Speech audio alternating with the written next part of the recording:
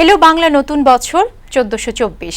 পহেলা বৈশাখে দেশ জুড়ে উৎসব আনন্দে বর্ষবরণে মেতেছে বাঙালি জাতি। প্রাণে প্রাণে বাজছে নিজস্ব সংস্কৃতির জয়গান। এবারও পহেলা বৈশাখের মূল আয়োজন করা হয় রমনার বটমূলে। ধ্রুপদী এই আয়োজনের ৫০ বছর পার করল ছায়ানট।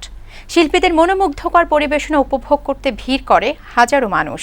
এ সময় অসাম্প্রদায়িক বাংলাদেশ করতে সকলের প্রতি আহ্বান জানান ছায়ানটের সভাপতি সঞ্চিতা খাতুন। বর্ষবরণের খবর জানাচ্ছেন বিউটি সমান্দার। পূব আকাশে আলোক ছটা ছড়িয়ে জানান দেয় নতুন বছরের আগমন বার্তা। এলো নতুন একটি দিন, নতুন একটি বছর। শুভ নববর্ষ ১৪২৪। এবারও রমনা বটমূলে আয়োজন করা হয় বর্ষবরণের উৎসব। আর ধ্রুপদী এই আয়োজনে সুবর্ণ জয়ন্তী পার করল সাংস্কৃতিক সংগঠন ছায়ানট। ভোর থেকে বর্ণিল সাজে আসতে থাকে জাতি ধর্ম নির্বিশেষে সব বয়সের মানুষ। বৈশাখের এই রাঙা প্রভাতে রমনা যেন পরিণত হয় খুশির উদ্যানে। সবাইকে শুভ নববর্ষ। সারা রাত বলতে পারেন জেগে, তারপর একদম ভোরে চলে আসছি। এটা আমার বাঙালির সাংস্কৃতিক চেতনা। আসতে ভালো লাগে, এখানে মন তো টানে এখানে চলে আসি। আমার দেশ, আমি ভয় পাবো কেন? ভয় ওরা পাবে।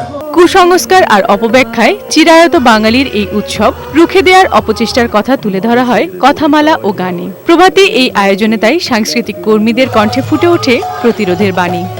ছায়ানটের ৫০ বছর মানে ৫০টি বাংলা বর্ষবরণের গল্প, যে গল্পে খুঁজে পাওয়া যাবে বাঙালি সংস্কৃতির উপর নানা আক্রমণের বিরুদ্ধে ছায়ানটের বুক চেতিয়ে দাঁড়িয়ে থাকা, মাথা উঁচু করে বাঙালি সংস্কৃতিকে ধরে রাখার গল্প। প্রত্যেক পহেলা বৈশাখ মানে ছায়ানটেরও জন্মদিন।